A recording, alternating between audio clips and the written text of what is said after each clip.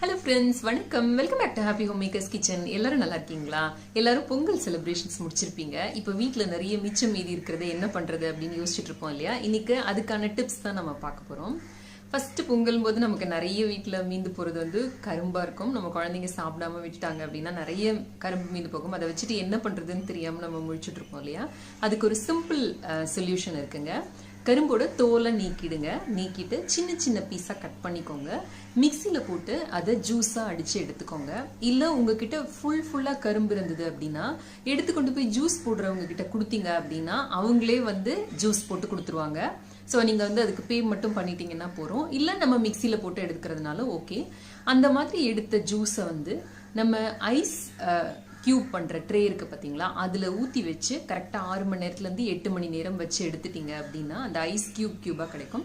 அதை வெளியில எடுத்து ஒரு ஜிப்லாக் கவர்லயோ இல்ல ஒரு டப்பாலையோ போட்டு வச்சுக்கோங்க. இதுக்கு நிறைய யூசஸ் இருக்குங்க. ஃபர்ஸ்ட் யூஸ், நீங்க ஏதாவது ஜூஸ் பண்றப்ப அதுல சர்க்கரை சேர்க்கறதுக்கு பதில் வெல்லம் சேர்க்கறதுக்கு பதில் இந்த ஐஸ் கியூபை சேர்த்துக்கலாம். சேர்த்தா இந்த இனிப்பும் கிடைக்கும், உடம்புக்கும் ரொம்ப நல்லது அது. ரெண்டாவது யூஸ் வந்து, நீங்க ஸ்கின் கிளினிக் எல்லாம் போனீங்க அப்படின்னா ஆல்பா ஹைட்ராக்சி ஆசிட் AHA அப்படின்னு நீங்க நிறைய இந்த கிரீம்ல எல்லாம் கூட பார்க்கலாம். நிறைய இந்த இது பார்லர்ல எல்லாம் கூட நீங்க அடிக்கடி அதை கேள்விப்படுவீங்க. உங்க மேல இருக்கிற அந்த டெட் செல்ஸ் எல்லாம் எடுத்து அந்த ஸ்கின்னை க்ளோ ஆகிறதுக்காக அந்த AHAங்கிறத யூஸ் பண்ணுவாங்க. அது வேற ஒன்றும் இல்லைங்க, நம்ம கரும்பு சாறுல இருக்கு. ஸோ இந்த ஐஸ் கியூப் எடுத்து நீங்க ஃபேஸ் எல்லாம் நல்லா வாஷ் பண்ணதுக்கு அப்புறமா அந்த ஐஸ் கியூப் வச்சு நல்லா முகத்துல தேய்ச்சிக்கிட்டீங்க அப்படின்னா செம்மையா ஃபேஸ் வந்து க்ளோ ஆக ஆரம்பிக்குங்க. ரெகுலரா வீக்லி ஒன்ஸ் ஆர் ட்வைஸ் நீங்க இதை செய்ய ஆரம்பிச்சீங்கன்னா போதும், உங்க ஃபேஸ்க்கு வந்து செம்ம க்ளோ கொடுக்கும் இது. ஸோ இது வந்து ஒரு நல்ல ஒரு பியூட்டி டிப்பு. இந்த மீந்து போன அந்த கரும்பை வச்சு நம்ம இந்த மாதிரி செய்யலாம். அப்புறமா அந்த மீந்து போன கரும்பு ஜூஸை வந்து நம்ம ஸ்வீட் செய்யறப்பையும் உபயோகிச்சுக்கலாம்.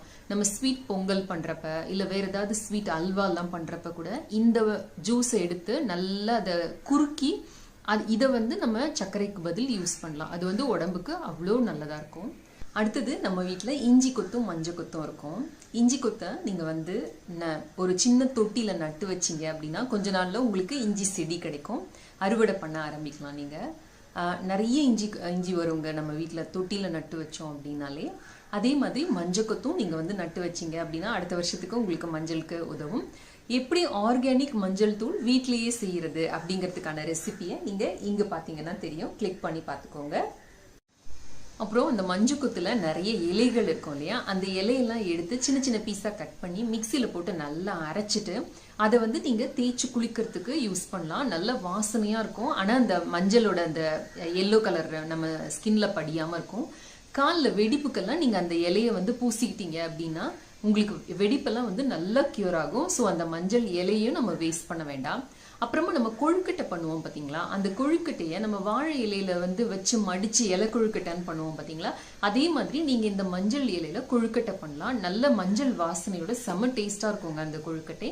ஸோ அதுக்கும் யூஸ் பண்ணிக்கலாம். அடுத்தது, சக்கரை பொங்கல் மீந்து போயிருந்தது அப்படின்னா அதை வந்து நல்லா மேஷ் பண்ணிக்கோங்க. மேஷ் பண்ணிட்டு அதை வந்து நீங்க கொழுக்கட்டைக்கு பூரணமா யூஸ் பண்ணலாம். அந்த கொழுக்கட்டையும் நல்ல டேஸ்டா இருக்கும். கொழுக்கட்டை எப்படி மேல் மாவு எப்படி பண்றது அப்படிங்கிறதுக்கான ரெசிபி லிங்க் நான் கொடுக்குறேன், நீங்க பாத்துக்கோங்க. கோழிக்கு உள்ள வைக்கிற பூரணமா கூட இந்த ஸ்வீட் பொங்கலை வந்து நம்ம நல்லா மேஷ் பண்ணிட்டு உள்ள வைக்கலாம். அப்புறம் அந்த சக்கரை பொங்கலோட கொஞ்சமா அரிசி மாவு கலந்து இன்னும் கொஞ்சம் துருவின தேங்காய் வெல்லம் எல்லாம் சேர்த்து பிசைஞ்சு பிடி கொழுக்கட்டை மாதிரி கூட பண்ணலாம். அதுவும் நல்லா டேஸ்டா இருக்கும். அப்புறமா வெண்பொங்கல் நிறைய மீந்துடுச்சு அப்படின்னா அதுல இருக்கிற மிளகு மாத்திரம் எடுத்து தனியா எடுத்து பொடி பண்ணி ஆட் பண்ணிட்டு நம்ம வீட்டுல குழம்பு மிச்சம் இருந்ததுன்னா அதுல போட்டு சேர்த்து குழம்பு சாதமா ட்ரை பண்ணலாம். அப்படி இல்லை அப்படின்னா கொஞ்சம் புளி தனியா கரைச்சி வச்சு கொதிக்க வச்சு அதுல காயை போட்டு வேக வச்சு கொஞ்சம் சாம்பார் தூள் போட்டு நல்லா அந்த பச்சை வாசனை போனோடனே அதை எடுத்து இந்த வெண்பொங்கல்ல கொட்டி நல்லா கிளறி கொஞ்சமா நெய் விட்டு தாளிச்சு கொட்டிட்டோம் அப்படின்னா அருமையான சாம்பார் சாதம் ரெடி ஆயிடும். அப்புறம் பூஜைக்கு நம்ம நிறைய பழங்கள் வாங்கியிருப்போம். அது வந்து சில நேரம் வந்து இப்ப சில் கிளைமேட்டா இருக்கிறதுனால குழந்தைங்க பழம் சாப்பிடல அப்படின்னு மீந்து போயிடுச்சு அப்படின்னா ஒன்றும் கவலையே பட வேண்டாம். எல்லாத்தையும் கட் பண்ணி ஒன்னா போட்டு மிக்சியில அரைச்சிக்கோங்க. அரைச்சிட்டு ஈக்குவல் அமௌண்ட் வெல்லமோ இல்லை நாட்டு சர்க்கரையோ எடுத்துக்கோங்க. எடுத்து அடுப்புல வச்சு நல்லா கிளறுங்க. நல்லா கிளறிக்கிட்டே இருந்தீங்கன்னா அது நல்லா சுண்டி வரும். அந்த நல்ல அல்வா பதத்துக்கு சுண்டி வர்றப்ப அதுல 1 or 2 drops லெமன் ஜூஸ் விட்டு கலந்துட்டீங்க அப்படின்னா நமக்கு நல்ல ஜாம் பதத்துல மிக்ஸ்டு ஃப்ரூட் ஜாம் மாதிரி ரொம்ப டேஸ்டா இருக்கும். நீங்க இந்த மிக்ஸ்டு ஃப்ரூட் ஜாமை சப்பாத்தி, இட்லி, பிரெட் அதுக்கெல்லாம் தொட்டுக்கிறதுக்கும் யூஸ் பண்ணலாம். பூர்ணமாவும் யூஸ் பண்ணிக்கலாம், கொழுக்கட்டைக்கு பூர்ணமா யூஸ் பண்ணிக்கலாம், போலிக்கு பூர்ணமாவும் யூஸ் பண்ணிக்கலாம். ஹெல்த்தியாவும் இருக்கும், நம்ம ஃப்ரூட்ஸை வந்து வேஸ்ட் பண்ணாத மாதிரியும் இருக்கும். இதுல நீங்க எந்த ஃப்ரூட்டை வேணாலும் சேர்த்துக்கலாம். நம்ம குழந்தைங்க சாப்பிடாத பழங்களை கூட இதுல வந்து சேர்த்து நம்ம உள்ள தள்ளிடலாம். பூஜையும் போது வாழைப்பழம் நிறைய மீந்து போயிடும். ரொம்ப கனிஞ்சு போயிடுச்சு அப்படின்னா நம்ம குழந்தைங்க அதை தொடக்கூட மாட்டாங்க. வாழைப்பழத்திலையும் ஒரு கொழுக்கட்டை பண்ணலாம். அது ரொம்ப ரொம்ப ஈஸி. அதுக்கான ரெசிபி லிங்க் நான் இங்க கொடுக்குறேன், பார்த்துக்கோங்க. வாழைப்பழம் நிறைய மீந்து போயிடுச்சு அப்படின்னா அந்த தோலை உரிச்சிட்டு அதை மிக்சியில் போட்டு நல்லா அடிச்சுக்கோங்க. அடிச்சிட்டிங்கன்னா நல்லா க்ரீமியாக நல்லா வரும். அதை எடுத்து ஒரு பாத்திரத்தில் போட்டு ஃப்ரிட்ஜில் வச்சுடுங்க, ஃப்ரீசரில் வச்சுடுங்க.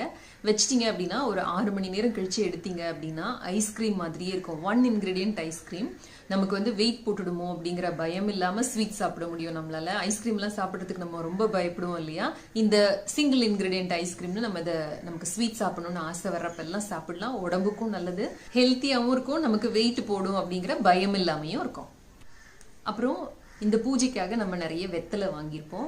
நம்ம வீட்டில் சில நேரம் வெத்தலை போடுற பழக்கம் இல்லாமல் இருக்கும். இது வந்து கோல்டு கிளைமேட்டாக இருக்கிறதுனால நீங்கள் ரசம் வைக்கிறப்ப அந்த வெத்தலையை சின்ன சின்ன பீஸாக நறுக்கி அந்த ரசம் நல்லா கொதிக்கிறப்ப அதில் போட்டு இறக்கிடுங்க. வெத்தலை ரசமாக இறக்கிட்டீங்க அப்படின்னா அதில் கொஞ்சம் மிளகு தூக்கெல்லாம் போட்டிங்க அப்படின்னா இந்த கிளைமேட்டில் வர்ற அந்த சளி, இருமல் பிரச்சனைகளுக்கெல்லாம் அது வந்து ஒரு நல்ல தீர்வாக இருக்கும். இந்த டிப்ஸ் எல்லாம் உங்களுக்கு பயனுள்ளதாக இருக்கும்னு நினைக்கிறேன். உங்களுக்கு இந்த மாதிரி ஏதாவது டிப்ஸ் தெரியும் அப்படின்னா கீழே இருக்கிற கமெண்ட் செக்ஷன்ல ஷேர் பண்ணிக்கோங்க. நம்ம எல்லாருக்குமே யூஸ்ஃபுல்லா இருக்கும். இந்த வீடியோ பிடிச்சிருந்ததுன்னா லைக் பண்ணுங்க, நம்ம சேனலுக்கு சப்ஸ்கிரைப் பண்ணி ஹாப்பி ஹோம் மேக்கர் குடும்பத்தில் ஒரு அங்கத்தினரா சேர்ந்துருங்க. இணைந்திருங்கள். ஹாப்பி ஹோம் மேக்கருடன் என்னாலும் நன்றி, வணக்கம். ஆரோக்கியமான சமையல், ஆனந்தமான வாழ்க்கை.